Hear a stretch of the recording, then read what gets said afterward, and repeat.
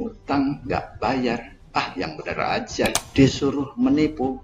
Amit-amit deh. Terus gimana dong? Ada solusi. Allah Maha Pemurah. Yuk, kita kupas.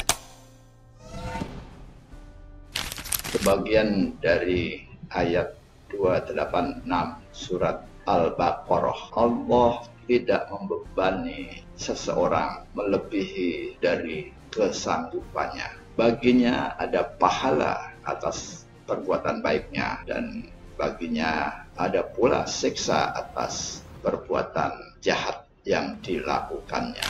Bismillahirrahmanirrahim. Ada fenomena umum di masyarakat kita, dan ini terutama di masyarakat kalangan menengah ke bawah yang sangat terdampak dengan perekonomian yang sedang sulit seperti saat sekarang, yaitu pilih mana kita berhutang tetapi kita tahu bahwa kita tidak sanggup membayarnya, atau sebaiknya kita menipu saja. Nah, baik, dua pilihan yang sangat tidak enak karena dua-duanya adalah perbuatan yang buruk, dan juga memang kalau menipu jelas itu adalah sebuah kejahatan, pasti dosanya langsung menimpa pada diri kita. Tapi kalau kita berhutang mungkin belum berdosa, tetapi apabila hutang itu tidak kita bayarkan, maka dan kita sudah tahu dari awal, berarti kita pun sudah menanam dosa dari awal. Nah,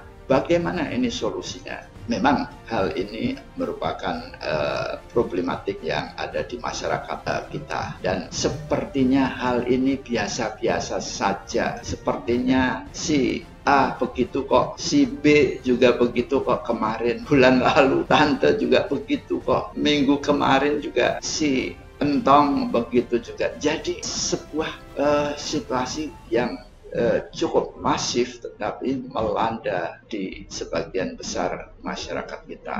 Nah, setiap problem pasti ada solusinya, dan Allah di dalam penggalan ayat 286 yang sudah disebutkan di depan tadi sudah menyetir bahwa tidak mungkin Allah memberi beban seseorang melebihi kemampuannya. Itu sudah janji dari Allah. Jadi Allah tidak mungkin memberi beban yang melebihi kemampuan dirinya.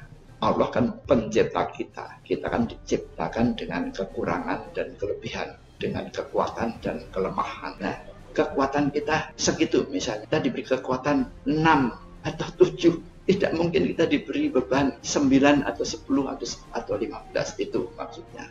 Jadi berkaitan dengan pertanyaan pilih mana, baiknya ngutang tapi kita tahu kita nggak bisa bayar, atau sebaiknya kita menipu saja. Nah, kalau lebih buruk lagi mencuri, ya menipu dan mencuri dosa juga. Mencuri kalau nggak ketahuan ya mungkin kita tidak dikejar-kejar karena tidak ketahuan. Tapi kalau menipu, sudah tahu bahwa ada orang yang tertipu, kita akan dihujat, diungkit, dan berusaha dikejar untuk mengembalikan apa yang telah ditipunya.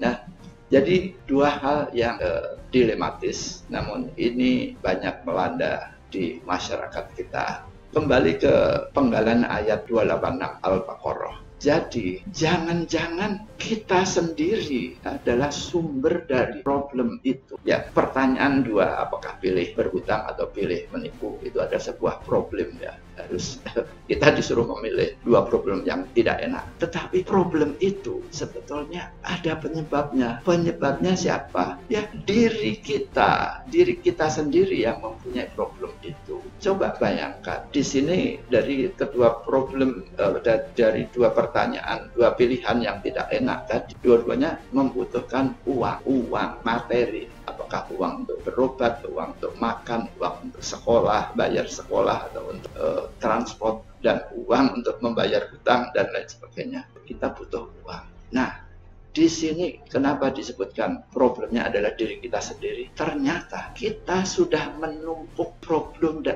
dari kecil kita timbun berulang-ulang. Apa itu? Jadi kita mengkonsumsikan sesuatu yang di luar apa yang kita produksi. Jadi kita mengeluarkan konsumsi, apakah makan atau ataukah aktivitas keseharian dengan atau apalagi sampai ngafe itu lifestyle-nya udah nggak bisa dirubahnya, nongkrong kafe dan lain sebagainya. Itu adalah semuanya pengeluaran uang. Tapi penghasilan kita berapa? Per bulan penghasilan kita berapa? Nah, jadi apabila kita cermat memanage atau mengelola keuangan, tidak seharusnya kita terpojokkan pada situasi untuk berhutang atau menipu. Di samping itu pula ada juga problem yang lain yang datangnya dari kita, yaitu kita ternyata aktivitas keseharian adalah sangat idle. Idle artinya tidak melakukan apa-apa. Padahal kita bernafas,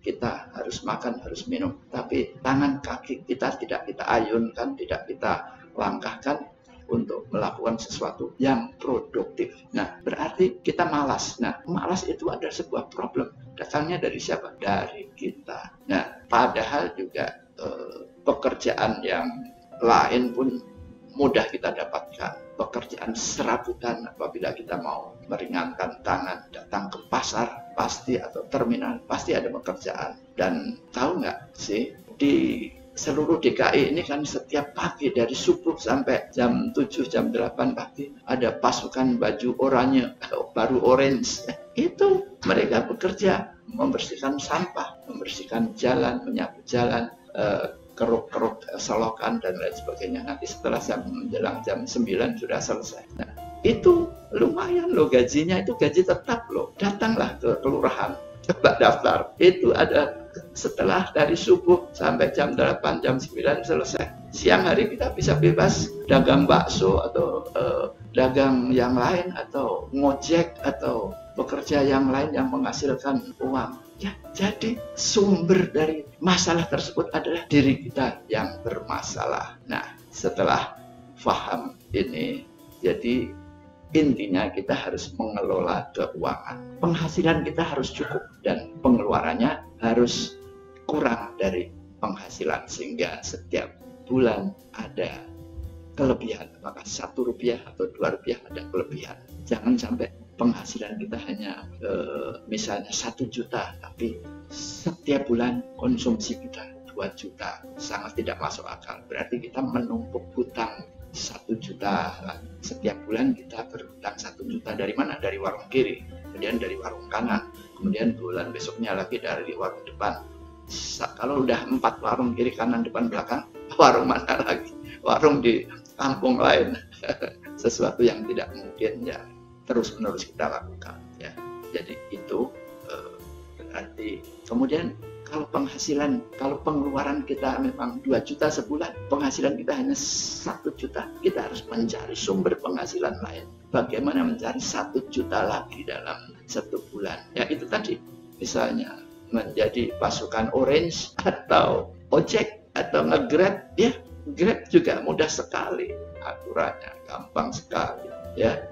Mudah sekali, silakan saja. Ayo kita jangan terjebak dengan pertanyaan konyol yang di depan. Mana mungkin kita disuruh milih, pasti dua-duanya tidak kita pilih. Kita disuruh ngutang tapi kita tahu nggak akan bisa bayar utang itu, nggak mungkin kita akan melakukan. Kemudian kita disuruh menipu, nggak mungkin. Kita orang-orang yang baik yang kita punya reputasi moralitas yang tinggi, meskipun kita miskin tetapi moralitas kita, keluarga kita, anak-anak kita adalah keluarga yang baik. Jadi nggak mungkin kita mau melakukan menipu, apalagi mencuri. Itu sudah delik kriminalnya, langsung pasalnya udah langsung ada. Ganjarannya adalah dikurung di penjara kalau mencuri, ya kan? Nah, kalau menipu masih ada delik satu lagi, masih ada langkah satu lagi. Kita dikejar-kejar dulu sampai ketahuan bahwa delik penipuannya ada. Jadi kemudian baru kita diperkarakan dan ujung-ujungnya masuk penjara juga sebagai penipu. Tapi sangat tidak enak lah,